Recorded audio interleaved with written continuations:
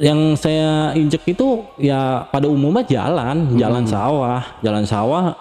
Tapi yang orang yang lihat itu saya entah itu di danau atau laut, saya juga kurang paham. Tiba-tiba dia manggil saya karena saya nggak dengar, karena dia panik. Tiba-tiba saya menghilang. Tiba-tiba saya menghilang. Di situ orang yang itu ngabarin orang tua saya di rumah, itu panik semua yang di rumah. Ya resep aja gitu. Di situ serba ada, kita main hujan-hujanan, main layangan, entah itu main tembak-tembakan. Dan wajah-wajahnya anak-anak biasa juga. Anak biasa. Tapi orang tuanya ada. Orang tua nggak ada. Di situ ada anak-anak semua. Anak-anak semua. Pokoknya seusia saya. Itu anak-anak semua. Pokoknya rame banget di situ. Saya diketemukan itu hilang itu selama 3 hari. 3 hari saya ditemukan. Cuman pas diketemukan itu saya udah menjadi jasad.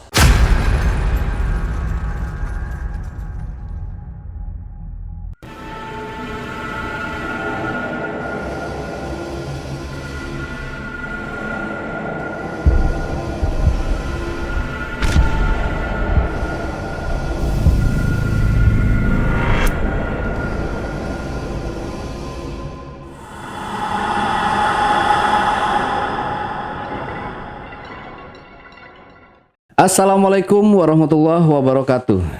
Jumpa lagi dengan saya, Ale Jejak Backpacker. Dalam obrolan misteri Jejak Backpacker kali ini, di hadapan saya telah hadir seorang narasumber yang akan menceritakan pengalaman mistisnya. Seperti apa pengalaman mistis yang dialami oleh narasumber kita pada kali ini? Langsung aja kita sapa narasumbernya. Assalamualaikum. Waalaikumsalam Bang Ujung. Iya. Ujung berarti kalau punya adik lagi namanya pangkal. Kandang. Kandang. Iya, sesuai nama kandang aja. Oh, kandang Ujung. Iya. Kandang paling ujung. Iya. Bukan ada ujung ada pangkal. Enggak, bukan. Oke, canda ya Bang ya. Iya. Oke, Bang Ujung ini tadi gimana perjalanan ke sini? Lancar nggak nih Bang? Alhamdulillah lancar, cuman agak tersendat hujan. Hujan ya, Iya. lagi deras banget Iya. Bang, hujan. Tapi di Pakuwon tadi macet nggak? Sempat macet karena jalanan separuhnya kerendam air. Oh iya, di sana Iya. kayak gitu.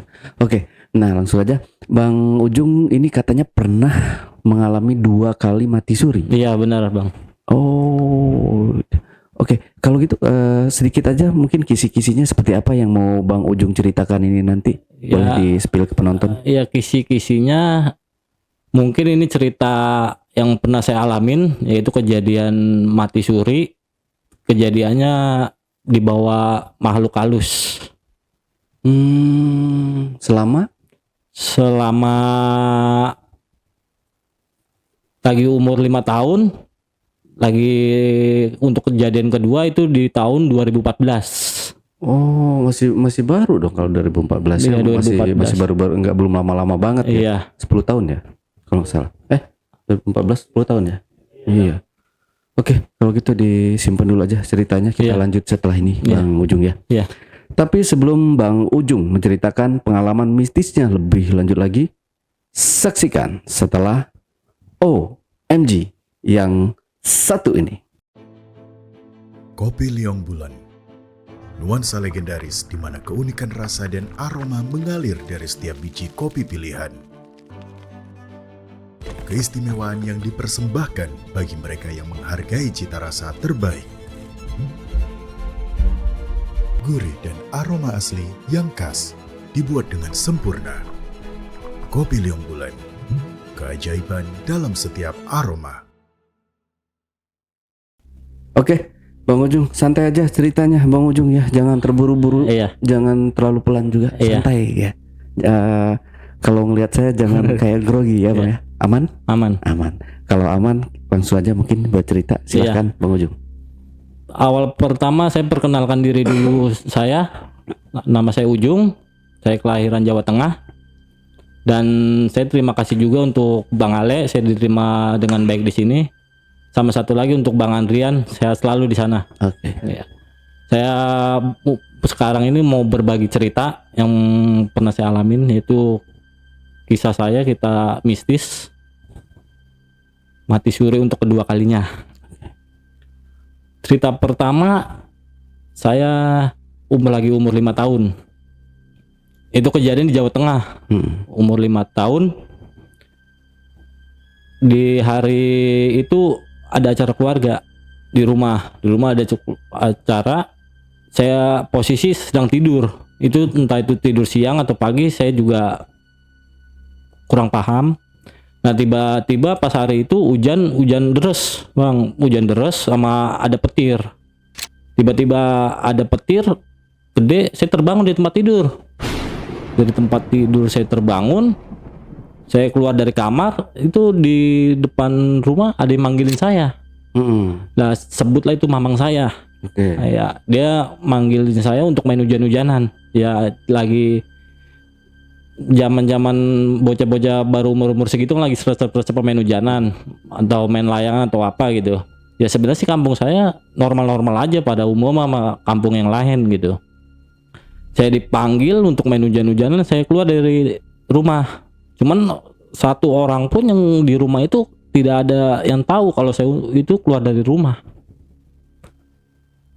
Mainlah saya main hujan-hujanan tuh sama mama saya berdua. Saya main hujan-hujanan, di pertengahan jalan saya menemukan duit. Entah itu nominalnya berapa saya lupa. Lalu adalah salah satu warung. Di situ saya jajan berdua. Itu saya jajanan kayak semacam permen atau ciki. Saya jajan, cuman penglihatan yang tukang warung itu saya jajan sendiri. Padahal saya di situ berdua sama mamang saya. Lalu tukang warung bertanya sama saya, oh hujan-hujanan nggak dicari nama orang tuanya? Saya bilang, saya nggak main hujan-hujanan nggak sendiri, Bu. Saya gituin. Saya main hujan-hujan berdua mamang saya. Mamang kamu yang mana? Ini samping saya. Tapi yang punya warung itu tidak melihat sama sekali, nggak penglihatan dia, saya sendiri. Nah, mamang saya langsung ngomong, udahlah nggak usah banyak ini, kita langsung main hujan-hujanan lagi. Nah, saya bayar lah itu pas saya jajan. Saya diajak main hujan-hujanan adalah kalau di Jawa itu kan ada kali itu, kali kecil. Saya main di situ, main sama mama saya main ngebak-ngebakan, lagi resep ngebak-ngebakan. Lalu jajanan itu sambil kita makan jajan habis jajanannya. Lalu mama saya, bosen katanya di sini, kita main aja ke tempat yang lain. Nah, saya kan ya udah ayo kita main dah. Diajaklah mama saya tuh, entah kemana saya juga nggak tahu. Kayak diajak main hujan-hujanan. Masih hujan deras posisi. Lalu ada salah satu orang pulang kerja tuh ngeliat saya, manggilin saya. Tapi saya sama sekali tidak mendengar kalau orang itu manggilin saya. Nah, yang saya rasakan itu saya berdua sama mama saya, cuma penglihatan orang yang ngeliat saya dia pulang kerja itu saya nenteng anjing. Nenteng anjing gitu. Padahal dia manggilin saya nggak nengok sama sekali. Dia yang saya injek itu ya pada umumnya jalan sawah. Tapi yang orang yang lihat itu saya entah itu di danau atau laut, saya juga kurang paham. Tiba-tiba dia manggil saya karena saya nggak dengar, karena dia panik. Tiba-tiba saya menghilang. Di situ orang yang itu ngabarin orang tua saya di rumah, itu panik semua yang di rumah. Bener, cari coba anaknya di kamar ada nggak? Bener, saya memang kagak ada saya di kamar. Di situ udah pada panik kampung. Nah, lalu adalah sesepuh gitu. Penglihatan dia saya udah ditelan laut, air itu. Dan tiap malam itu selalu ditaburkan garam kasar keliling rumah. Keliling rumah ditaburkan garam kasar sama kembang. Ya fungsinya untuk apa saya nggak tahu. Saya diketemukan itu hilang itu selama 3 hari. 3 hari saya ditemukan. Cuman pas diketemukan itu saya udah menjadi jasad. Dinyatakan sudah meninggal. Ditemukan di air gitu. Di situ udah pada panik keluarga. Saya ditemukan itu pas selesai azan maghrib. Ya ditemukan apa selesai. Di situ untuk dimakamkan biasanya kan nunggu keesokan harinya. Karena kan saya ditemukan Pas maghrib. maghrib, ya.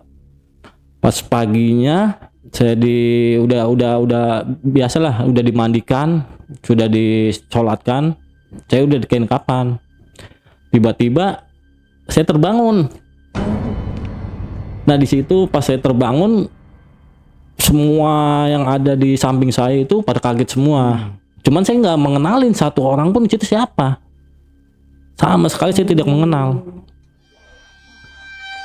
Jadi pas saya terbangun itu kok banyak orang gitu sekeliling saya, tapi saya tidak mengenalin. Tiba-tiba saya pas inget itu, kenapa baju saya begini gitu. Nah udah kejadian begitu, lalu dibawa ke salah satu orang bisa ada di kampung. Saya dibawa, di situ saya dimandiin, mandi kembang.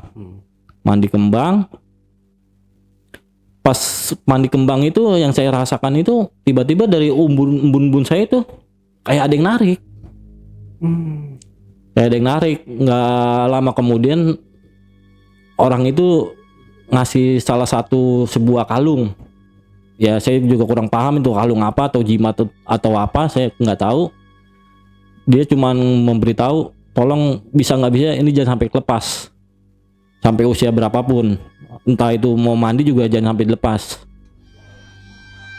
Dari situ orang tua saya sama keluarga itu pengen diungsiin umur 7 tahun. Cuman saya nggak tahu itu orang tua saya atau bukan, karena saya pas terbangun itu memang linglung, sama sekali nggak kenal. Yang saya ingat kejadian pokoknya tiap malam selalu banyak banget di samping rumah, depan rumah, belakang rumah itu anak-anak kecil. Anak-anak kecil tuh pada manggilin nama saya untuk saya ikut.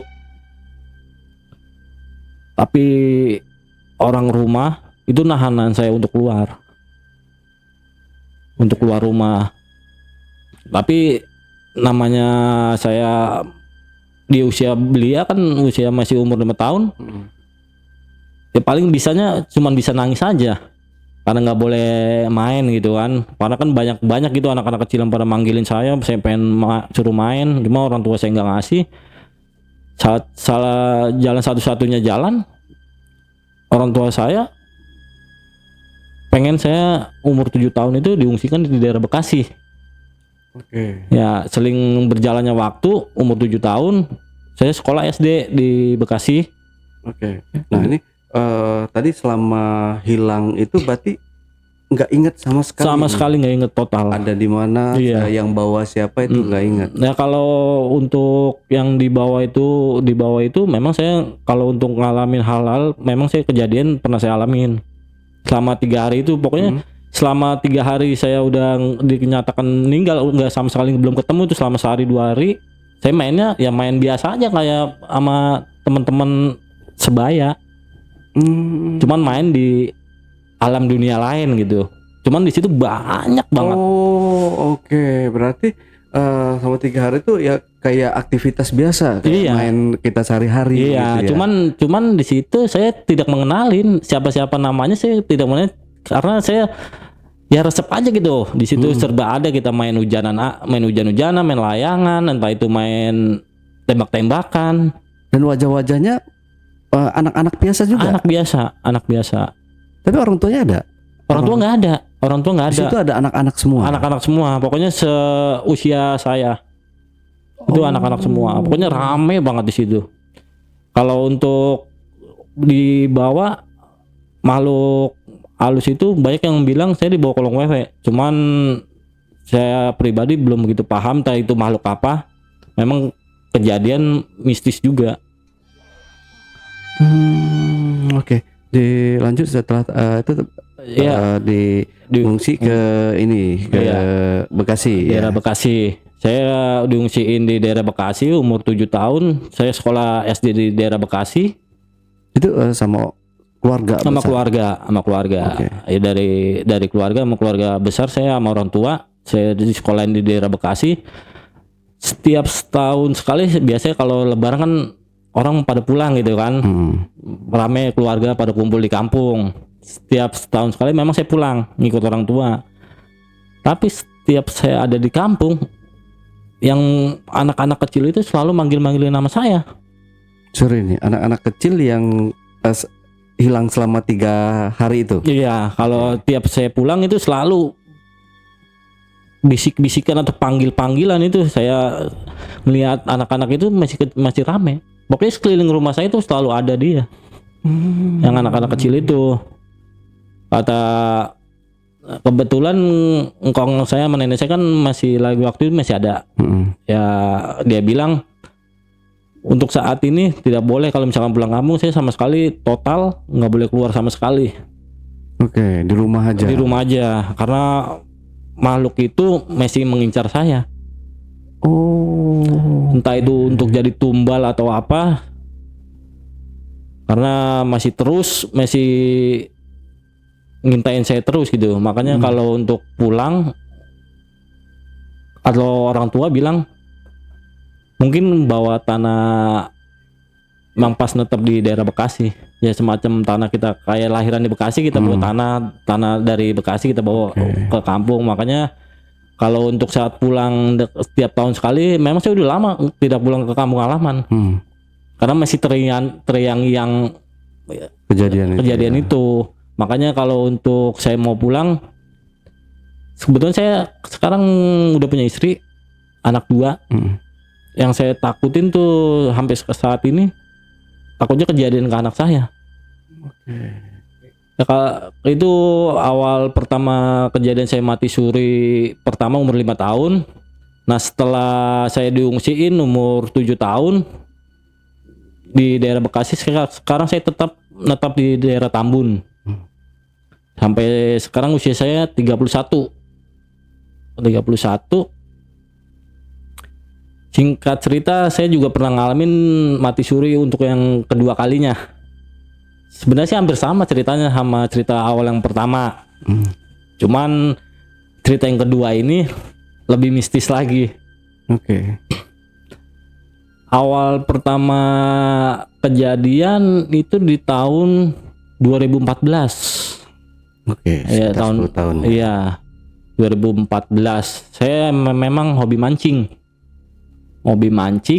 ikan gitu, mancing liar. Pada umumnya sama teman-teman gitu, resep mancing dah. Sekarang kan saya tinggal bareng sama istri di Tambun. Kalau setiap kampung itu ada tempat-tempat yang sakral atau keramat gitu, nggak boleh gitu. Apalagi kita pribadi orang pendatang. Saya nikah sama istri saya itu emang belum lama sebelum kejadian saya mati suri yang kedua. Saya nikah tahun 2013. Di situ saya tinggal di kampung istri saya. Banyak lah yang hobi mancing. Saya ngikut hobi mancing. Saya mancing sekali 2 kali itu nggak masalah bagi saya. Tapi adalah salah satu teman kalau mancing di sebutlah rawa. Tempat mancing itu kalau mancing di sini kudu permisi atau kita izin dulu, entah itu bawain kopi atau apa. Kalau bagi saya itu tahayul, entah antara percaya atau tidak. Masa tempat begini ada hal-hal begitu. Kalau ke satu kedua saya mancing itu masih normal bang, masih normal saya mancing. Nah untuk ketiga kalinya saya penasaran, apa bener sih teman ngomong begitu, tempat ini angker atau apa gitu. Saya mancing tuh bareng teman-teman saya jam setengah 6 udah pada pulang. Saya masih nerus aja di rawa itu karena saya penasaran. Kok ikan tenggakan gede-gede banget, gue nggak pada makan gitu. Pada maghrib berkomandang saya tetap masih di situ. Masih di rawa karena saya penasaran. Mustahil ikan nggak makan, saya tungguin. Tapi teman-teman udah pada pulang, saya sendiri di situ. Habis azan maghrib, saya dapat ikan. Tiba-tiba dapat ikan satu, sebutlah ikan lele. Ikan lele tuh gede banget, bener-bener gede. ya kucing aja sampai takut ngeliatnya. Itu benar-benar gede. Saya dapat 2 tuh, mungkin ikan itu sepasang. Mungkin ikan itu sepasang. Lalu habis mancing, karena mungkin perkataan saya sebelum saya dapat ikan itu, saya punya perkataan yang apa ya, sombong atau nantangin gitu di tempat itu. Iya, karena kan saya sebelumnya udah dikasih peringatan, jangan sembarangan lah. Tapi pas waktu kejadian saya ngomong, tempat begini mustahil, saya bilang. Kalau emang bener coba tongolin, saya bilang gitu kan, liatin saya. Pas udah saya dapat 2, udah saya girang tuh, saya pulang ke rumah. Ikan 2 mungkin tuh sepasang, saya bawa pulang ke rumah. Nah, dari salah satu ikan itu mau saya siangin dong, mau saya goreng. Saya ambil 1 dari bak, saya ambil, saya getok palanya. Itu benar-benar darah mulu. Ikan lele saya getok itu darah semua. Banyak banget darahnya, kagak habis-habis, ngalir terus. Nggak wajar ya? Iya, nggak wajar. Nah, habis sudah saya getok palanya mati kan, saya potong-potong karena istri saya nggak mau nyangin, karena mungkin menggilanan karena gede banget kan. Saya goreng sendiri, saya makan sendiri tuh ikan. Cuman yang 1 ini belum sama sekali, belum saya apa-apain. Udah saya makan, menjelang besoknya pagi saya mau goreng lagi nih ikan salah satunya, tapi tiba-tiba pas saya lihat ember itu ikannya udah kagak ada. Ya mungkin lompat dari ember atau apa. Saya cari-cari lagi, itu sama sekali total nggak ada yang lihat itu ikan lele kemana. Kalau masuk selokan kamar mandi itu nggak mungkin, karena selokan sama ikan kan gedean ikan. Itu hilang. Saya bilang kemana ini ikan ya? Saya nanya istri saya nggak tahu. Nanya mertua saya juga nggak tahu. Masih tiba-tiba hilang. Nah pas siangnya saya main lah. Kebetulan orang tua saya kan sekarang netep di daerah Bekasi juga. Bukan di kampung. Siangnya saya main ke rumah orang tua. Orang tua tiba-tiba nanya dong, tumben main kesini? Ya lagi pengen main aja, saya jawab gitu. Ada apa? Nggak ada apa-apa, saya bilang pengen main. Saya main sendiri tanpa ngajak istri saya. Saya main, tiba-tiba saya ngerasain badan kurang enak. Lalu saya bicara sama orang tua, Bu, ini badan kayaknya kurang enak. Ibu saya menjawab mungkin masuk angin, coba dikerok aja. Nah saya ya udah dikerok tuh, saya habis dikerok ya minum obat. Habis udah minum obat saya tertidur. Kalau untuk maghrib itu kan pantang banget kalau untuk tidur. Saya tidur maghrib, tiba-tiba ketemunya udah besok pagi aja. Saya tiba-tiba udah besok pagi. Saya dibangunin sama orang tua. Bangun, mau pulang nggak? Kasihan istrinya, ntar takut nyariin. Nah pas saya bangun, tiba-tiba itu badan saya sama sekali nggak bisa digerakin, total. Kayak kena penyakit stroke. Nah orang tua saya kaget, kok nggak bangun-bangun, nggak di tempat tidur, kagak meranjak dari tempat tidur. Nah orang tua saya ngampirin saya lagi, kok nggak mau dari tempat tidur, kagak beranjak dari tempat tidur. Tiba-tiba saya ngomong ke orang tua, ini tiba-tiba nggak bisa digerakin sama sekali. Orang tua saya panik, lah kok jadi begini, habis dikerok. Ya habis dikerok, dipanggil lah orang di situ, tukang urut di kampung orang tua saya. Saya diurut, bukannya makin benar diurut, itu makin menjadi sama sekali. Saya badan udah rasanya berat atau gimana. Orang tua saya panik. Orang tua saya ngabarin lah istri saya sama mertua saya, dikabarin kalau saya tiba-tiba badan itu rasanya mati semua.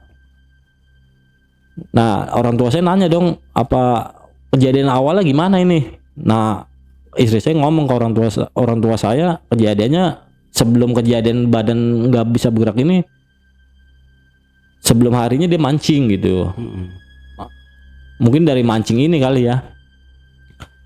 Seminggu saya di rumah itu sama sekali nggak ada perubahan. Saya beraktivitas semacam kayak buang air besar, buang air kecil, itu berbaring tempat tidur. Oh. Total. Pakai pampers. nggak? Pakai pampers. Jadi ngerawat saya, mertua saya, istri saya dan emak saya. Itu memang saya posisi masih bekerja di salah satu perusahaan. Saya cuti selama 3 bulan. Memang pas kejadian itu seminggu nggak ada perubahan. Badan saya kurus kering, pada kuning gitu, pada kuning semua. Dirujuklah saya ke rumah sakit. Cuman dari berapa rumah sakit, entah itu 4 rumah sakit atau 5 rumah sakit itu pada nolak saya. Apa mungkin karena kamar penuh atau apa. Tiba-tiba dapatlah salah satu rumah sakit di daerah Bekasi. Saya dirawat di situ selama kurang lebih 5 atau seminggu gitu ya. Saya di rumah sakit. Itu semua kejadian saya sampai pada umumnya orang dirawat kayak disuntik atau pakai imbusan atau apa gitu. Banyak pokoknya jarum saya pakai imbusan. Selama di rumah sakit itu saya kejadian hal-hal mistis itu benar-benar semua ada. Selama saya di rumah sakit. Saya berinteraksi sama makhluk-makhluk yang ada di rumah sakit itu memang nyata. Saya ngobrol sama yang ada di situ.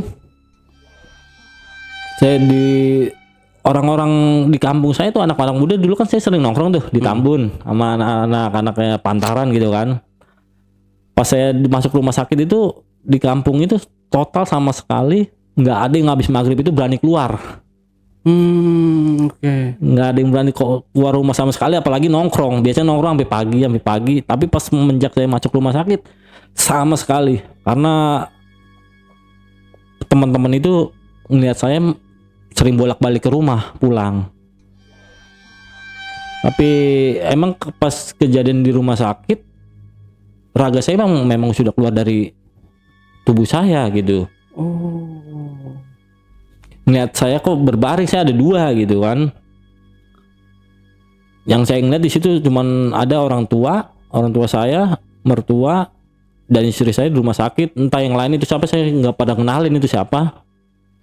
Saya selama saya di rumah sakit, raga saya sukma gitu ya.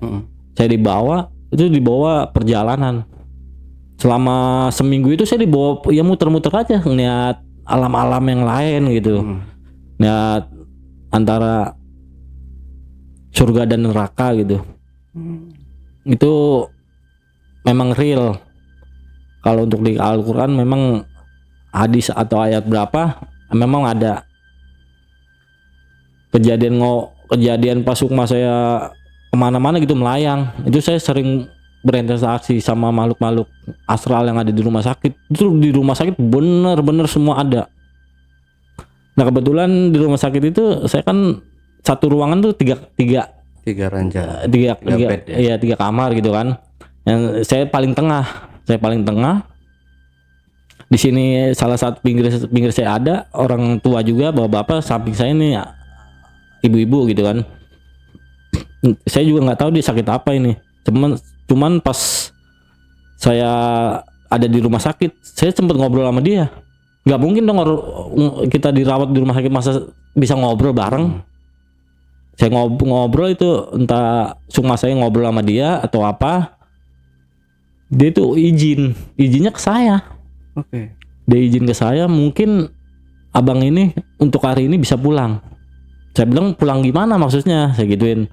Ya bisa hadir lagi ke dunia ini, jangan disia-siain, dia punya amanah begitu ke saya. Dia bilang meninggalkan dunia dikasih, jangan disia-siain. Saya masih berpikir di situ. Dia pokoknya kalau misalkan seandainya ada di dunia jangan sia-siain, berbuatlah baik. Dia pesan dia begitu. Karena dia mesen mungkin hari ini dia yang berpulang. Dia yang berpulang mungkin pas tiba-tiba ya hilang begitu aja. Saya masih heran dong, perkataan begitu mana apa maksudnya ya, saya gituin. Cuman di situ keluarga di rumah sakit udah nangisin saya semua. Saya dengar-dengar pas saya kritis, itu kritis, saya darah itu keluar semua, macam dari mata, dari kuping, dari mulut, hidung, itu darah semua. Apa ini karma? Mungkin karena saya mancing kali ya, pas saya getok ikan itu. Ini karma. Pokoknya di situ udah pada panik. Pas saya keluar darah itu ngalir aja, nggak ada hentinya. Lalu panggil lah dokter. Masuk ke ruangan saya, diperiksa tuh saya. Itu pas banget maghrib, dokter masuk, saya diperiksa. Dokter ngabarin saya itu sudah tiada. Awal ponis pertama saya punya penyakit liver, cuman kesananya kok dokter tiba-tiba angkat tangan gitu kan. Angkat tangan.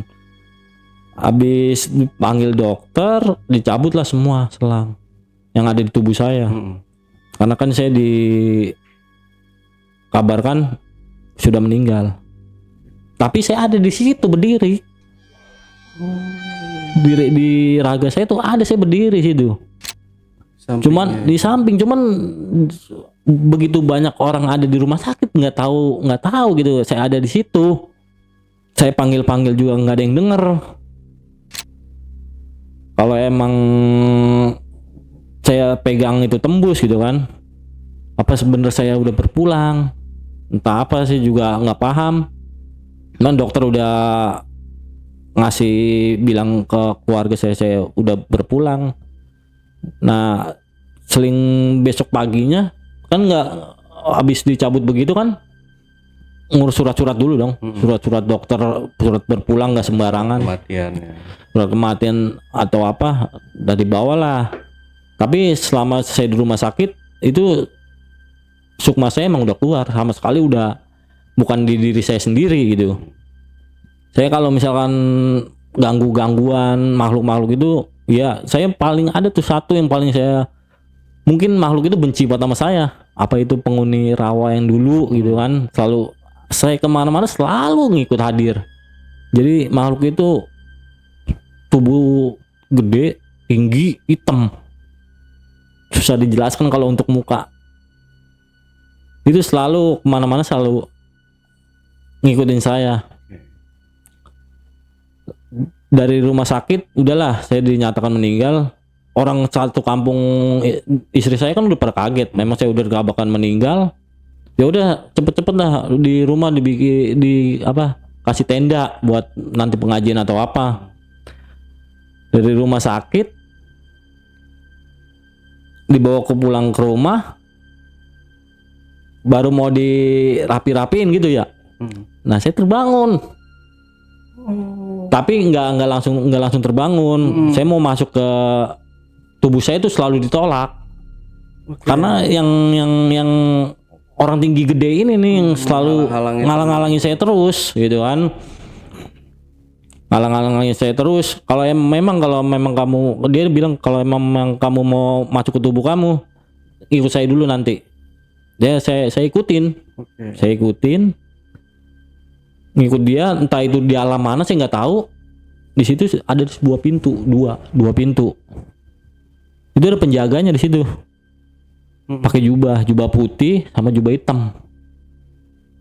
Itu yang orang tinggi gede ini suruh milih saya antara salah satu pintu atau pintu 2. Saya bingung dong, ini pintu apa. Tapi di sekeliling saya itu memang banyak orang. Banyak banget orang. Entah mau masuk ke pintu mana sih juga nggak tahu dia milih yang mana gitu. Tapi banyak banget orang, cuman nggak saya kenalin sama sekali. Saya nggak kenal, total sama sekali nggak kenal itu siapa-siapanya, tapi cuman banyak. Nah orang yang tinggi gede itu ngomong, mau milih yang mana? Pintu 1 atau pintu 2? Dia bilang, saya nggak mau pilih pintu 1 atau pintu 2. Karena saya dengar orang-orang yang di bawah itu, keluarga besar saya pada nangisin saya semua. Jadi belum ikhlas untuk kepergian saya. Enggak, saya nggak mau. Karena dia masih ngotot narik saya terus. Saya nggak mau. Ya saya pas dapat nasihat dari orang pertama lagi waktu itu ketemu dong. Kalau emang masih sayang, belum ikhlas untuk meninggalkan dunia ini, tolonglah berubah menjadi diri lebih baik lagi. Ini mukjizat, nggak semua orang bisa ngalamin atau dapat hikmah dari yang situ dapat kan gitu. Ya dari situ saya lebih baik memilih untuk hadir lagi di dunia ini karena kebetulan anak saya kan masih kecil. Saya kejadian tahun 2014. Anak saya kejadian di bulan Januari. Oh Januari. Iya, itu pas banget hari kelahiran saya. Hari kelahiran saya di bulan Januari. Februarinya kan seharusnya anak saya ulang tahun tuh, ulang tahun yang ke setahun. Saya mungkin karena saya masih sayang untuk meninggalkan dunia dan saya juga mau benar-benar memperbaiki diri saya. Allahu alam, nggak ada yang tahu namanya umur. Alhamdulillah saya bisa ada lagi sampai saat ini. Ya itu benar-benar kalau sebenarnya sih saya nggak mau cerita karena cerita ini mengulang memori saya teriang-iang lagi. Apalagi saya kejadian kedua kali. Cuma satu yang saya masih bingung sampai sekarang, sampai saat ini adalah salah satu orang gitu ngomong kalau untuk kejadian yang ketiga kalinya kamu takkan selamat. Kalau untuk terulang. Nah, saya pas udah itu di rumah, saya sama sekali hampir sama kejadian pertama, sama sekali tidak mengenalin orang. Pas bangun sama sekali nggak mengenalin orang. Entah itu siapa, istri saya atau siapa saya nggak kenal. Saya pas sembuh itu teman yang pertama awal sebelum kejadian bareng sama saya mancing, mau nggak mau dia harus nyeburin ikan lagi. Ikannya saya dapetin 2. Oke, kita ke dalam proses pas kembali ke dunia nih. Itu kan belum detail banget, Bang Ujung buat nyeritainnya. Waktu itu tiba-tiba Bang Ujung itu kalau di awal kan ketika mau dimakamkan ya, bangun. Iya. Ini tadi yang kedua itu kan habis dari rumah sakit. Dari rumah sakit itu udah dinyatakan meninggal di rumah sakit, dan disuruh bikin tenda segala macam ya. Surat kematian nama apa? Itu pas bangun keluarga gimana nih ngelihat kejadian ini? Kalau untuk keluarga antara sedih dan senang itu pasti. Cuman pas saya terbangun itu sama sekali saya tidak mengenali, hampir sama kejadian pertama. Termasuk orang tua. Orang tua sama sekali saya tidak mengenali siapa-siapanya. Sama sekali. Berarti memang benar-benar linglung ya. Linglung, itu. total linglung. Saya ada di mana juga nggak tahu. Padahal saya di situ udah di rumah istri saya. Oke. Posisi awal kan waktu sakit sebelum mati suri ini, Bang Ujung kan ini ya ngerasa badannya itu udah nggak bisa berdiri lagi, cuma tiduran, rebahan, bahkan untuk buang air besar, air kecil pun di tempat tidur gitu. Nah setelah sembuh dari atau setelah kembali lagi nih, taruhlah kita sukmanya ya, sukmanya itu kembali lagi ke raganya itu dalam posisi yang masih sakit atau udah kembali bugar, segar, sehat kayak itu gitu? Pas sukma itu kembali lagi ke raga kita, itu emang sudah dinyatakan tiada. Jadi ya dari rumah sakit itu kan saya di rumah sakit itu kan selama seminggu itu yang di tubuh saya itu pribadi bukan saya pribadi saya sendiri, yang di tubuh saya yang dimasukin itu kayak semacam makhluk lain gitu yang ada di diri saya. Jadi sukma saya ya sukma saya keliling aja. Oke. Nah pas sudah kejadian itu ya pas diproses kan saya pasti tadi saya bilang kritis. Saya bilang kritis itu nggak lama orang tua saya sama yang lain manggil dokter untuk periksa saya. Yang pas saya bilang darah semua pada hadir tiada henti. Habis itu ya saya dinyatakan sudah tiada sama dokter. karena semua impusan atau Udah apa dicabut tadi. iya. Oke. Kembali lagi ke cerita yang selanjutnya. Ya dari pas sudah saya alhamdulillah saya bisa hadir lagi ke dunia ini, sempat linglung. Saya tidak mengenali siapa-siapa. Itu nggak langsung proses dulu. Nggak langsung tiba-tiba saya segar bugar, enggak. Itu proses dulu selama kurang lebih 2 bulan. Oke. 2 bulan. Saya itu tinggal tengkorak doang. Tubuh saya tinggal tengkorak. Oh, kurus kering banget ya. Kering banget, tinggal pala doang yang gede. Oke. Mungkin kalau ada Barang ya. iya, mungkin kalau ada fotonya itu buat saya pengen lihat gitu fotonya, lagi waktu itu udah hilang, sempat dipoto saya pas lagi tinggal tulang doang. Cuman orang-orang yang di sekeliling saya atau yang lain gitu nggak terbayang. Oh sampai kejadian sampai begini, yang lain-lain kan kalau udah meninggal ya mau dikata apa gitu kan. Cuman saya masih pengen di dunia ini, Allah juga masih sayang sama saya. Seharusnya saya menjadi lebih baik lagi. Pas udah kejadian itu kan seling berjalannya waktu, nggak secepat itu saya bugar, nggak langsung sehat. Berapa bulan itu saya nggak bisa langsung jalan dulu. Oke. Jadi jalan itu dituntun sama istri saya. Ayolah kamu bisa untuk jalan, harus ada perubahan demi anak gitu kan. Pertama saya jalan itu tiba-tiba ya goyang, jatuh mulu. Atau istri saya coba aja pakai tongkat. Nah pakai tongkat saya bisa dikit-dikit, cuman ada yang ngajarin orang tua ada di salah satu kampung. Kalau pengen berjalan normal ya kayak semacam bayi baru lahir aja. Kalau pengen jalanlah di embun pagi. Di embun pagi di rumput gitu. Ah masa iya saya baru lahir lagi di situ masih linglung dong saya. Saya coba diinin aja, dilaksanain, saya jalan di rumput, tiba-tiba berjalannya waktu berapa hari tuh ada perubahan dikit-dikit. Nah, ada perubahan, bisa jalan dikit-dikit nih. Coba ini diri saya pribadi, coba jalan di batu-batu gitu. Batu-batu kayak buat sakit apa gitu kan, buat anuin darah biar lancar gitu kan. Ya saya jalan di batu-batu, emang ada nyeri banget, kayak tulang saya ditusuk-tusuk kayak gimana gitu. Bener-bener sampai nangis saya. Perusahaan juga alhamdulillahnya masih kasih saya toleransi. Ya Karena beneran sakit. Memang banyak juga adalah dari perusahaan dapat saya semacam sumbangan, karena kan ngelihat saya emang kondisi ya gimana gitu. Apalagi saya kerja juga lagi waktu itu belum lama, anak saya juga masih kecil, baru anak pertama itu. Di situ biasanya kalau pabrik kan kasih toleransi itu selama 3 bulan. Kalau 3 bulan sama sekali emang masih sakit atau nggak ada sama sekali, nggak ada kabar, itu biasanya resign. Hampiran resign saya. Hampiran ya dikeluarin, diganti orang gitu. Karena kan perusahaan lagi butuh orang, lagi banyak kerjaan gitu. Sayanya nggak hadir. Tapi ya itu dia.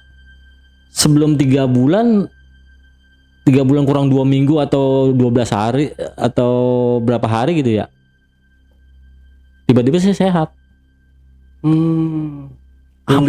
Pulih, tiba-tiba pulih tuh. Tiba-tiba pulih, baru mau ke 3 bulan saya hadir dong kantor, ke tempat perusahaan saya kerja. Kata dia, kata ininya siapa? KRD-nya ya, dia bilang emang udah sehat bener. Dia bilang ya dikit-dikit mah bisa, saya gituin kan. Tapi dia nggak nyangka ini bener diri lu. Kan di situ kan taunya orang udah pada ini kan. Bener, saya bilang ini saya gituin. Ya udah kalau emang masih mau, untung belum 3 bulan, dia bilang kalau emang pengen benar-benar kerja di sini jangan kerja berat-berat dulu gitu. Ya yang enteng-enteng aja dulu. Memang saya kerja di situ kan memang berat.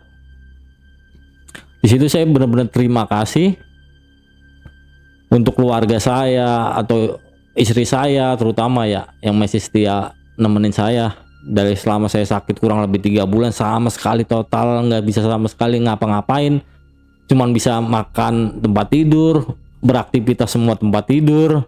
Itu selama pas meninggal dunia mati suri, emang nggak langsung saya sehat. Jadi linglung dulu sama kayak bayi baru lahir. Emang kebanyakan ya rata-rata yang saya dengar ya, orang yang mati suri kalau udah kembali lagi ke dunia itu rata-rata dia linglung ya, lupa semua kejadian-kejadian, atau bahkan kayak ada semacam kayak pikun gitu ya, malah lama dia prosesnya kayak gitu. Ya cuman ada beberapa orang kalau seandainya ngalamin mati suri itu biasanya ada punya kelebihan. Satu punya kelebihan, dua punya kekurangan. Iya. Yang satu itu kelebihan, entah itu dia punya ilmu. Yang kedua kekurangan itu maaf rada-rada gila. Iya. Biasanya. Cuman saya pribadi sendiri adalah berapa orang yang bilang saya punya ilmu. Sama sekali saya nggak punya ilmu.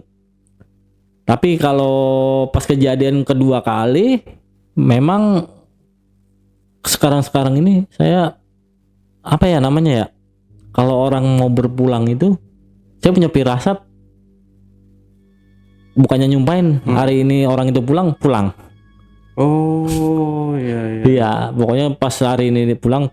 Ya, mungkin itu karena kebetulan atau apa gitu kan. Cuman orang bilang kalau kebetulan, oh bisa gitu, bilang hari ini. Mungkin karena kebetulan. Kalau untuk punya ilmu saya nggak punya. Kejadian abis mati suri, saya masih aktif mancing. Ya cuman nggak terlalu mancing banget, nggak terlalu aktif. Ya apa namanya, hari weekend atau lagi ini kita mancing aja. Nah saya mancing lagi, masih resep mancing. Memang kalau untuk maghrib itu buat saya itu gimana ya? Kayaknya pantang banget. Bener kata orang tua dulu, kalau maghrib itu nggak boleh main di latar, lu harus di dalam dulu, terus nanti kalau habis maghrib baru nggak apa-apa gitu kan. Nah, kayak saya trauma apa iya gitu, soalnya kan pertama dan kedua itu hampir sama kejadiannya, ketemunya habis maghrib. Saya bilang sekarang saya udah gede, udah tahu mana yang benar mana yang salah gitu kan. Saya mancing lagi, azan maghrib saya masih di jalan, belum nyampe ke tempat pemancingan, dari danau lagi saya mau mancing. Tiba-tiba di pertengahan jalan saya tabrakan. Tabrakan sama motor juga. Saya terbang bebas tuh dari motor, jatuh ke aspal karena saya nggak pakai helm. Orang mungkin di situ yang pada berkendara pada bilang saya mati kan. Di situ pada berhenti rame, saya dikerubunin. Dia bilang, saya kan tengkurap jatuhnya, seharusnya pala yang pecah. Dia bilang, kenapa bang? Saya bangun dari pas itu, sebenarnya nggak kenapa-napa. Coba lihat tangannya, kata orang-orang situ kan, tangan pala. Dia bilang, kenapa tangan pala saya? Ya gituin. Nah katanya kok nggak kenapa-napa. Dia bilang, lah bang kan habis tabrakan. Saya bilang, iya emang habis tabrakan, cuman saya kagak ada yang luka sama sekali. Orang pada di situ pada bingung, yang pengguna jalan tuh pada bingung. Apa dia ini orang saya punya ilmu gitu? Apa saya bilang saya berguru? Saya kan enggak. Makanya dia pertama, kedua dan ketiga itu pasti maghrib. Saya yang masih was-was itu takutnya, saya kan sekarang agak keras gitu sama anak saya 2. Makanya kalau maghrib itu bisa nggak bisa harus di dalam rumah. Cuma yang satu ini saya yang masih susah banget dibilangin gitu, bandel lah namanya anak-anak yang perempuan. Anak saya kan perempuan umur 3 tahun, yang pertama umur 11 tahun. Ini yang perempuan ini susah banget dibilangin. Sama sih bang, kita juga nggak sekarang ya, dari zaman dulu juga waktu saya masih kecil juga memang maghrib itu kita memang pantang ya untuk keluar main, pasti disuruh pulang. Sampai sekarang pun udah kita ajarkan ke anak juga, oh jam 5:30 sampai jam setelah Isya itu nggak boleh main, harus ada di rumah. Itu memang udah kebiasaan, emang nggak baik juga kan kalau maghrib keluar. Iya, karena di daerah Jawa itu, Jawa Tengah, memang kodratnya masih kepake. Mistis-mistis kayak kita mau nyapu malam itu nggak boleh.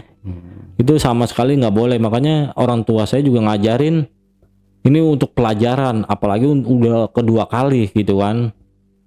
Ya. Tapi gini Bang. Kalau yang Lele ini tadi itu tahu dia ini jelmaan atau gimana nih? Kalau si Lele kan digetok keluar darah. Terus tiba-tiba yang satunya hilang. Ya kalau dibilang itu jelmaan, mungkin itu jelmaan bener, karena orang-orang sekitar kampus itu pernah bilang memang di situ ada penunggunya sepasang, entah itu suami istri atau pengantin, kita nggak tahu. Tiba-tiba saya yang punya perkataan nantangin, ya saya yang dapetin. Itu karmanya di saya, karmanya dapet di saya. Sialnya ya. Ini sialnya di saya, cuman saya bisa sembuh untuk bisa jalan lagi. Sembuh harus ganti ikan itu. Dikembalikan lagi ke rawa itu. Ya untungnya dia minta ganti itu lele bukan 2. Jadi adalah saudara yang beli ikan di pasar gitu, diganti, jadi dilemparin ke rawa-rawa itu. Cuma saksi itu yang lempar ikan itu. Kejadian emang saya kan kejadian habis maghrib. Dia mau nggak mau ngelempar harus habis maghrib juga dong. Dia ke rawa itu habis maghrib. Itu pas dia di jalan sebelum masuk nyampe ke rawa itu, memang kejadian bener-bener dia alamin tuh saudara saya. Bener-bener mistis banget. Masa tiba-tiba rawa yang saya mancing, tiba-tiba airnya itu gelembung gede banget, udah kayak puseran. Masa tiba-tiba air, dia mau sebelum nyemplungin ikan itu kembalikan lagi ke rawa, itu tiba-tiba air begitu.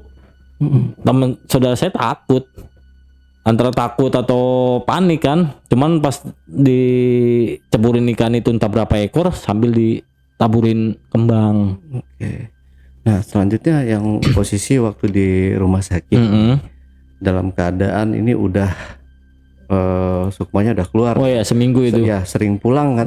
Sering pulang sama orang kampung, bahkan orang kampung ngerasa takut ya. Itu sama sekali habis maghrib itu sama sekali kosong, nggak ada satupun yang berani. Mereka melihat kalau Bang Ujung itu pulang ke rumah. Oh tapi mereka tahu nih kalau Bang Ujung nih masih di rumah sakit. Iya, masih di rumah sakit. Anjir, ngeri banget ya. Pokoknya setiap sebelum saya masuk rumah sakit dulu kan, ya namanya anak muda kita sering nongkrong tuh. Nah di situ sebelum hari hanya kan masih ada lah bocah nongkrong berapa orang gitu. Nah di situ dia ngeliat saya pulang, di situ makanya dia cerita kayak kemana-mana. Udahlah pokoknya kalau habis maghrib nggak boleh kita nongkrong, kita bubar aja. Dia ngeliat saya. Nah pas udah kejadian itu, memang saya sering pulang ke rumah. Anak saya tuh yang kecil, yang anak pertama, memang kan dia nangis terus. Pokoknya kita kalau misalkan kita mau pulang atau siapa yang ada di rumah pasti selalu nangis gitu. Cuman saya masih kendala sekarang. Kadang istri saya pernah ngomong juga sih Bang Ale, sering ngomong katanya kalau di rumah itu ada yang penunggunya. Ini penunggu yang saya bilang awal pertama tadi tuh, yang saya bilang dia kayaknya benci banget sama saya. Yang hitam gede, kata istri saya selalu ada di rumah. Apa dia minta ada kekurangan atau apa gitu kan? Masa sampai saat ini masih ada di sekeliling saya. Masih belum pergi. Iya masih belum pergi. Cuman saya kan yang penting jangan ganggu gitu kan. Ya saya yang ditakutin itu nanti kelak larinya ke anak-anak saya. Ya semoga aja jangan sampai ke anak saya gitu. Makanya saya masih berpikir apa saya harus berbuat lebih baik lagi. Contoh seperti agama saya perdalam lagi, saya ngaji. Sebenarnya niat untuk berubah itu ada di diri saya, cuman ngejalaninnya susah. Dulu saya sempat habis mujizat ini. Saya bener mau jadi orang yang lebih baik lagi. Saya sholat, saya baca Al-Quran, memperdalam agama. Saya sempat sholat ya 5 waktu saya jalanin. Cuman berat, kayak ada nindin saya. Itu benar-benar berat banget. Nggak dijalankan lagi. Nah sampai sekarang nggak dijalankan lagi sama sekali. Saya sampai sekarang dibilang masa lalu saya kelam, sampai sekarang saya juga kelam. Ya dibilang masih walaupun udah berkeluarga masih nongkrong sana sini, sering minum-minuman gitu kan. Saya pribadi memang untuk saat ini masih menjalankan. Oke.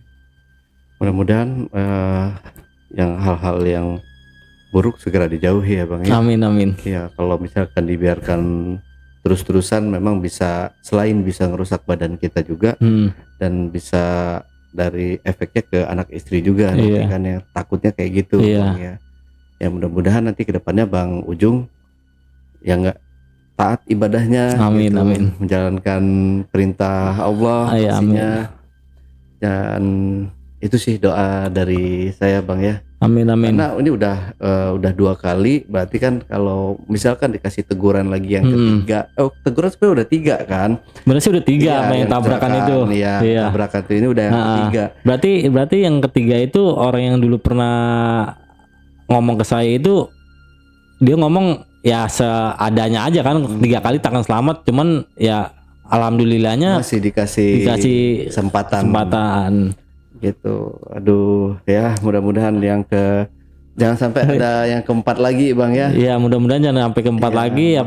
Pokoknya ya saya berpesan terutama untuk anak istri saya. Memang kan niatnya saya insya Allah bulan dekat ini Desember saya insya Allah mau pulang. Mau pulang ke kampung halaman. Tuh ada acara. Saya ada ngomong juga di salah satu kampung. Pokoknya kalau memang mau pulang ke kampung halaman, karena kan masih diincar saya tuh. Sampai saat ini masih diincar saya. Sampai usia saya saat ini 31 masih diincar sama yang ada di kampung. Anak itu lahiran di Bekasi, 2 kan anak saya lahiran di Bekasi. Itu kalau misalkan mau pulang ke sana bawa tanah dari kelahiran dia. Ya saya juga nggak tahu fungsinya untuk apa, saya nggak tahu. Pokoknya dapat amanah ya begitu aja. Kalau untuk dibawa nanti pulang kampung. Oke. Berarti ya kepercayaan sana ya. Iya. Tapi yang lebih baik lagi saya sarankan ya dengan ilmu-ilmu agama sih Bang ya. Tapi memang kalau kita mau percaya adat budaya ya mungkin ya nggak apa salahnya untuk dicoba gitu. Tapi kita jangan menjadikan itu kiblat kita. Jangan mempercayai penuh dengan hal-hal yang seperti itu. Tapi ya untuk kepercayaan adat budaya ya nggak apa-apa sih. Kita bawa deh siapa tahu gitu kan. Tapi kan semuanya kembali lagi kepada yang di atas ya. Allah semua yang menentukan. Kita mau begini mau begitu. Pokoknya kun fayakun. Lebih. Pokoknya kun fayakun, apapun yang terjadilah. Oke, Bang Ujung, dari sini Bang Ujung ada yang mau disampaikan lagi nggak kira-kira sebelum kita tutup? Iya, saya menyampaikan aja buat para netizen atau yang semuanya ya, tanpa terkecuali yang nonton saya berbagi cerita di sini. Antara percaya atau tidak, yang penting saya sudah berbagi pengalaman. Itu yang pernah saya alami nyata 2 kali. Dan saya berpesan untuk semuanya, kalian semua kalau untuk bertamu di kampung-kampung orang itu kudu punya etika dan adab. Jangan sampai terulang seperti saya. Apalagi perkataan-perkataan yang tidak enak didengar gitu. Oke. Bang Ujung Pangkal, terima kasih buat waktunya. Sama-sama Bang. Oke, JPKers, setelah tadi obrolan misteri Jejak Backpacker bersama narasumber kita Bang Ujung tanpa pangkal. Jangan lupa untuk selalu support channel YouTube Jejak Backpacker dan channel YouTube Ale Jejak Backpacker. Buat teman-teman juga yang punya pengalaman menarik dan ingin bercerita langsung di studio Jejak Backpacker, teman-teman dapat menghubungi admin melalui nomor WhatsApp di 0858 476 683. Wassalamualaikum warahmatullahi wabarakatuh. Waalaikumsalam. Oke, Bang Ujung tanpa pangkal, terima kasih Saya makasih banyak Bang Ale. buat waktunya. Iya. Nah, ini baru bagus. Oke. Cuman maaf kalau masih grogi-grogi itu, Ya, masih putus-putus. sedikit. Iya. Oke. Sampai jumpa.